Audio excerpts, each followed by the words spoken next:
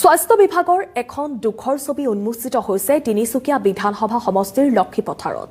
অঞ্চলটোত আছে ২২খনকৈ গাঁও, আছে লক্ষাধিক লোক, কিন্তু অঞ্চলটোত আজি কুপতি নহল এখনো চিকিৎসালয়। বিগত ৯০ বছৰে লক্ষীপথাৰবাসীয়ে নাপালে এখনো চিকিৎসালয়। জৰাজীৰ্ণ এটি স্বাস্থ্য উপকেন্দ্ৰ আছে যদিও তাত পাবলৈ নাই কোনো ধৰণৰ ঔষধ। আৰু এই সন্দৰ্ভত চাওঁ হওক ডিগবৈৰ সংবাদদাতা বুবু গগৈৰ এক প্ৰতিবেদন। হয়, সমস্যা জৰ্জৰিত লক্ষীপথাৰ অঞ্চল বুলি ক'ব লাগিব। এই লক্ষীপথাৰ অঞ্চলত কেৱল মাত্ৰ এটা সমস্যা বুলি নহয়, অজস্ৰ সমস্যাৰে ভৰি আছে এই লক্ষীপথাৰ অঞ্চল। কিন্তু দুৰ্ভাগ্যজনকভাৱে এই অঞ্চলৰ ৰাইজে বিভিন্ন চৰকাৰী পক্ষক আবেদন নিবেদন দাবী জনাই অহাৰ পাছতো কোনো ব্যৱস্থা গ্ৰহণ কৰা নাই চৰকাৰী পক্ষই, যাৰ বাবে এই অঞ্চলৰ ৰাইজে অত্যন্ত জীয়াতু ভুগি জীৱন নিৰ্বাহ কৰিবলগীয়া হৈছে। মই বৰ্তমান উপস্থিত আছোঁ লক্ষীপথাৰ অঞ্চলৰ এটা স্বাস্থ্য উপকেন্দ্ৰত।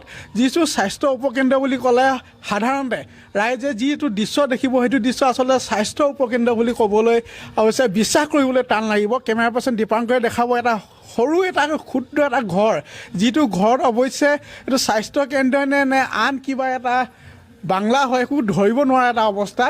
এই ঘৰটোতে আছে ইয়াৰ হাজাৰ হাজাৰ শ শ লোকে চিকিৎসা প্ৰদান কৰা এটা এইটো স্বাস্থ্যকেন্দ্ৰ, যিটো স্বাস্থ্যকেন্দ্ৰত আচলতে ক'ব লাগিব যিসকল লক্ষীপথাৰবাসী যিসকল আশে পাশে প্ৰায় হাজাৰো অধিক পৰিয়াল আছে, তেওঁলোকে ইয়াৰ একমাত্ৰ স্বাস্থ্য পৰীক্ষা বা চিকিৎসা কৰাৰ একমাত্ৰ যিটো কেন্দ্ৰ, সেই কেন্দ্ৰটো হ'ল এইটো এটা স্বাস্থ্যকেন্দ্ৰ। যিটো স্বাস্থ্যকেন্দ্ৰত দেখিলে আচৰিত লাগিব যে এইটো এটা সাধাৰণ এটা ঘৰ, সৰু এটা ঘৰ এটা বনাই থৈছে, যিটো ঘৰত ৰোগী, চিকিৎসক, ঔষধ পাতি সমস্ত ইয়াতে সোমাই আছে বুলি ক'ব লাগিব। কিন্তু ইয়াত কি সেৱা বা কি সুবিধা উপলব্ধ আছে বা ইয়াৰ পৰা কেনেধৰণৰ উপকৃত হয় এই সম্পৰ্কে বিভিন্ন অভিযোগ স্থানীয় ৰাইজৰ আছে। স্থানীয় ৰাইজৰ লগতে ইয়াৰ একাংশ যুৱকসকল মোৰ লগত উপস্থিত আছে, যিহেতু এই স্বাস্থ্যকেন্দ্ৰটো উন্নতিৰ বাবে, এই স্বাস্থ্যকেন্দ্ৰটো উন্নয়নৰ বাবে ইয়াৰ যুৱকসকল বিশেষভাৱে বিভিন্ন ধৰণৰ আবেদন নিবেদন আন্দোলন দাবী দাবা কৰি আহিছে। কিন্তু সকলো আচলতে এই পৰিৱৰ্তনকামী নামত যিখন চৰকাৰ বহিলে, চৰকাৰখন আহিলে, চৰকাৰখনে সম্পূৰ্ণ চূড়ান্ত প্ৰতাৰণা কৰিলে, যাৰ বাবে ইয়াৰ যুৱকসকল আচলতে ক্ষোভ প্ৰকাশ কৰিছে। মোৰ লগত এজন যুৱক আছে, তেখেতৰ পৰা আচলতে এই স্বাস্থ্যকেন্দ্ৰটোৰ সন্দৰ্ভত কিছু কথা জানিব চেষ্টা কৰিম। কি ক'ব, ইমান সৰু ঘৰ এইটো স্বাস্থ্যকেন্দ্ৰ হয়? আচলতে খুব দুখৰ বিষয় যে আজি লক্ষীপথাৰ অঞ্চলত প্ৰায় 18খনমান সৰু সৰু গাঁও মিলি এটা ডাঙৰ লক্ষীপথাৰ গাঁও এটা অঞ্চল আমি গঠন হৈছে। আৰু এই অঞ্চলত কেৱল মাত্ৰ দুটা স্বাস্থ্য উপকেন্দ্ৰ, ইয়াৰ নিচিনাকৈ আৰু এটা আমাৰ অলপমান আগত দুটা কেন্দ্ৰ আছে। আৰু এই দুটা কেন্দ্ৰতে মহিলাসকল আৰু সৰু কেঁচুৱাৰ টীকাকৰণৰ বাহিৰে আমি বেলেগ সেৱা আমি আজিলৈকে উপলব্ধ হোৱা দেখা পোৱা নাই। আৰু খুব দুখেৰে আপোনালোকক জনাওঁ যে আমাৰ লক্ষীপথাৰ অঞ্চলৰ ইতিমধ্যে আৰম্ভণিতে কোৱা হ'ল যে লক্ষীপথাৰ অঞ্চলটো নানা সমস্যাৰ জৰ্জৰিত। আৰু আমি খুব দুখেৰে প্ৰকাশ কৰোঁ যে আমাৰ যি ৰাস্তা ঘাটৰ ব্যৱস্থা খুব অতিকে জৰাজীৰ্ণ।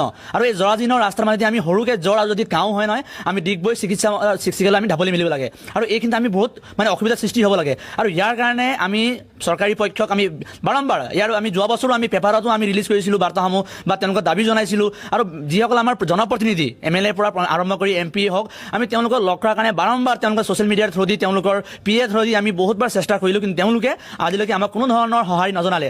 বৰঞ্চ তেওঁলোকে যেতিয়া লক্ষীপথাৰলৈ বুলি আহে, তেওঁলোকে ৰাতিপুৱা 6টা বজাতে আপোনালোকৰ আধাৰশিলা স্থাপন কৰি পিনে তেওঁলোকে ৰাইজে শুই উঠাৰ আগতে তেওঁলোকে ইয়াৰ পৰা যায়গৈ। আৰু যেতিয়া আমি কওঁ যে আমাক আমি অৱগত কৰাই পিনে আহিব, তেতিয়া তেওঁলোকে মনে মনে আহিবলৈ গুচি যায়। আমি খুব দুখ প্ৰকাশ কৰিছোঁ এই কথাত।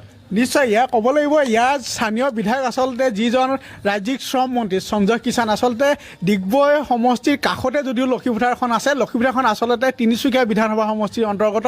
আৰু এই তিনিচুকীয়া বিধানসভা সমষ্টিৰ অন্তৰ্গত হোৱাৰ হেতুকে ইয়াৰ যিজন বিধায়ক সঞ্জয় কিষাণ, বৰ্তমান তেখেতৰ ৰাজ্য চৰকাৰৰ এজন শ্ৰম মন্ত্ৰী। এই মন্ত্ৰী এজন থকাৰ স্বত্তেও 5টা বছৰ চৰকাৰখনৰ কাৰ্যকাল শেষ হওঁ তথাপিতো ইয়াৰ যিখন উন্নয়ন হ'ব লাগিছিল হোৱা নাই, ইয়াৰ স্পষ্ট অভিযোগ ইয়াত দেখা যায়।